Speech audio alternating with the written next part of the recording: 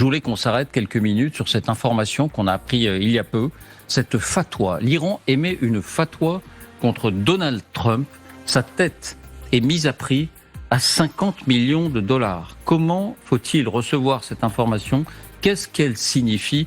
D'abord les faits, voici les indispensables avec Lucille de Villers. Bonsoir Lucille. Bonsoir David, bonsoir à tous. Alors, quelle est cette fatwa précisément? Eh bien, on a tous en tête ces tristement célèbres fatwas précédentes qu'on pourrait définir comme des décrets juridiques, et en particulier celle de 1989 contre l'écrivain Salman Rushdie. Ce qu'on a oublié, c'est qu'elle s'accompagnait d'une mise à prix, 3 millions de dollars en l'occurrence pour Salman Rushdie, une somme réunie par des fondations religieuses iraniennes. Cette fois donc, c'est Donald Trump qui est ciblé, avec à la clé 50 millions d'euros. Le projet de loi est discuté en ce moment même par les 290 députés qui forment le Parlement. Voici son auteur, Ebrahim Azizi, président de la Commission de sécurité nationale. C'est un peu l'équivalent de la Commission de défense de notre Assemblée. Et Donald Trump n'est pas le seul cité. La loi vise aussi l'amiral Brad Cooper, le chef du commandement central de l'armée américaine, Benjamin Netanyahou, le Premier ministre israélien. Pour ces deux derniers, la somme n'est pas précisée. Alors cette fois, il y a une différence avec la fatwa traditionnelle, entre guillemets. Oui, vous l'avez compris, cette fois, c'est l'État lui-même et non les mollahs qui l'ont décidé. Et cette prime elle-même émane de l'État iranien. Écoutez l'avocat Yerbad Degani-Azar. Alors, c'est pas du tout pareil. Salman Rushdie, pour le financement, c'était des fondations. Donc, on n'est vraiment pas dans le même cadre. Ils sont en train de mettre à la charge de l'État iranien la responsabilité de payer. C'est-à-dire qu'ils en font vraiment un crime d'État. C'est même pas une opération cachée. C'est sur nos fonds propres. C'est aussi un message politique très important à tous les dirigeants du monde entier. C'est attention, on vous regarde. C'est incroyable comme situation. Travestit le religieux en politique. Et maintenant, on travestit le politique en économique. C'est ça, beaucoup ont dit que c'était désormais les gardiens de la révolution qui tenaient l'Iran et non plus les mollahs. Pourquoi cette fatwa maintenant, Lucille? Eh bien, c'est en quelque sorte la loi du talion, une action de riposte, indique Ebrahim Azizi qu'on citait plus haut. Riposte à l'assassinat d'Ali Khamenei le 28 février dernier, premier jour de guerre. De la même manière qu'ils ont fait de notre imam un martyr, c'est notre droit le plus strict. À qui s'adresse cet appel et cette prime? Eh bien à tous. Écoutez à nouveau Yerbad Degani-Azar. On vous dit tous les mercenaires du monde, on vous paye pour agir.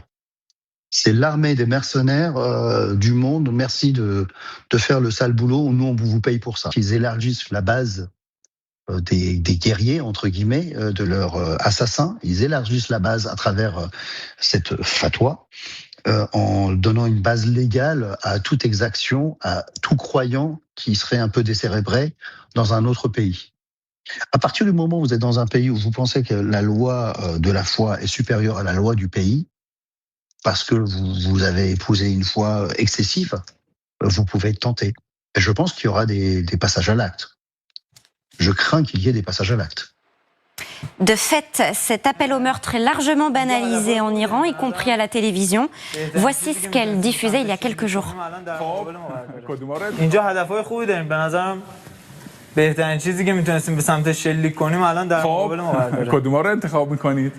ولی خیلی خوب پس شما بیبی رو انتخاب کردید.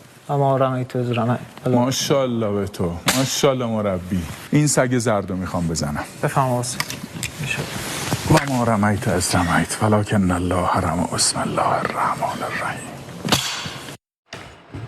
En rire ou en pleurer. Merci Lucille. C'est de la gesticulation, cette fatwa, cette prime, ou c'est un peu plus que ça, François? Si j'étais à la place de Trump, je serais très vexé. Parce que franchement, lui, il considère qu'il vaut beaucoup plus que 50 millions de dollars. Ben, lui, il tourne dans les milliards, il brasse les milliards. Il a d'ailleurs gagné, d'après les sources financières américaines, il s'est fait quelques milliards de dollars depuis qu'il est devenu président. Donc 50 millions de dollars, c'est vraiment pas cher. C'est vexant. Est-ce que c'est sérieux? Oui, c'est sérieux, parce qu'effectivement, ce que disait l'avocat iranien il y a quelques instants est exact. Il y aura vraisemblablement des gens qui seront tentés de passer à l'acte.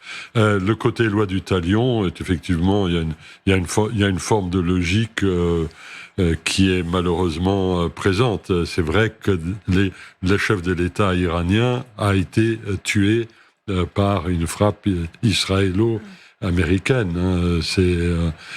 Donc qu'il y ait une réponse du berger à la bergère n'est pas en soi surprenant. Nous sommes désormais dans un monde où les chefs d'État eux-mêmes font partie des cibles considérées comme légitimes. Ce n'était pas le cas pendant les dernières guerres mondiales, par exemple. C'est une nouveauté. Hitler n'était pas considéré comme une cible... Son assassinat a été envisagé, les Britanniques ont beaucoup planifié, les documents ont été déclassifiés il y a maintenant une dizaine d'années, mais pour des raisons diverses, ils ne sont jamais passés à l'acte. Ceux qui ont tenté de tuer Hitler étaient des militaires allemands qui ont malheureusement échoué dans leur tentative. Il peut y avoir des passages à l'acte. Je crains qu'il y ait des passages à l'acte, dit Irbod Degani Hazar. Et vous? Je ne sais pas si... Oui, Magali. En effet, Donald Trump est dans le viseur des Iraniens depuis l'assassinat de Qassem Soleimani. C'était en janvier 2020, frappe décidée par Donald Trump, de ce général des gardiens de la révolution, une figure majeure en Iran. Et c'est vrai que notamment lors de la campagne qui a vu sa réélection, dans les jours qui ont précédé le vote, je me souviens qu'il y avait eu une inculpation d'un agent iranien par les autorités américaines parce que déjà... il avait cherché à menacer et à faire un complot contre Donald Trump. Donc, on était remonté jusqu'à Téhéran. On était déjà Téhéran avait été pointé. Il y avait eu plusieurs inculpations. Rappelez-vous aussi en février dernier, juste avant la campagne de frappe, le FBI, il y a une note du FBI qui sort et qui parle alors de drones potentiellement qui pourraient décoller de bateaux dans le Pacifique pour aller frapper notamment les grandes villes américaines. Vous savez, la menace avait été jugée assez peu crédible, mais cette idée quand même d'un passage à l'acte iranien sur le territoire américain, c'est quand même une idée qui est prise quand même avec sérieux. Donc là, vous pensez que les services de renseignement, de sécurité une façon américains... de réactiver quand même une forme d'agent dormant. En tous les cas, il y a une volonté. Ça peut déboucher sur quelque chose. Et au-delà de ça, moi, je suis très frappée par les images de la télévision parce qu'il y a aussi une volonté de souder la base du régime en mettant comme ça les cibles. En effet, le régime iranien a été décapité par Trump, et bien voilà les menaces que font maintenant peser les Iraniens. Daphné. Oui, dans la droite ligne de ce que vous venez de dire, moi je pense qu'on est dans une séquence effectivement où l'Iran a décidé de montrer les muscles à travers une guerre informationnelle dont cette déclaration fait partie, même si il est possible, en effet, que ça réveille des agents dormants ou qu'il y ait une vraie menace qui pèse sur ces dirigeants, qui sont par ailleurs quand même extrêmement gardés, Netanyahou comme Trump.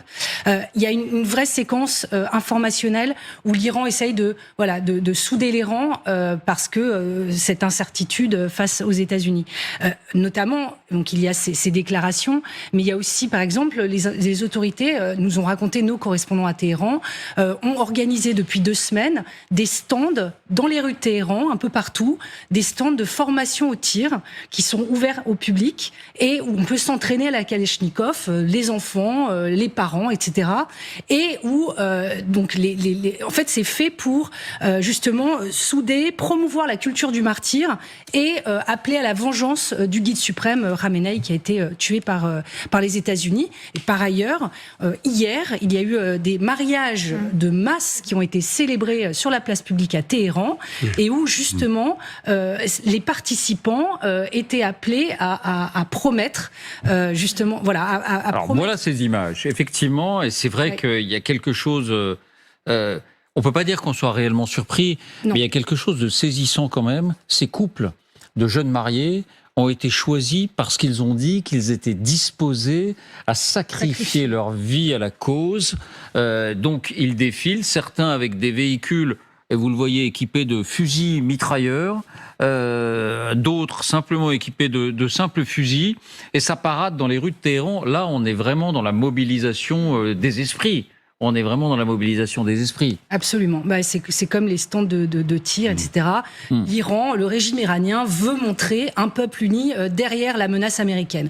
Mais par ailleurs, je rappelle quand même que cette agressivité qui a été montrée par ces 50 millions promis pour tuer Donald Trump, bon, c'est dans la droite ligne quand même du positionnement du régime iranien depuis la révolution islamique. Je veux dire, mort aux États-Unis, c'est pas un slogan nouveau, le drapeau qui brûle dans les rues, c'est une séquence qu'on voit régulièrement depuis des décennies en Iran. Ce qui peut surprendre, je ne sais pas si c'est votre cas, Christian, c'est que cette fois, il y a une mise à prix, un peu comme le font les États-Unis.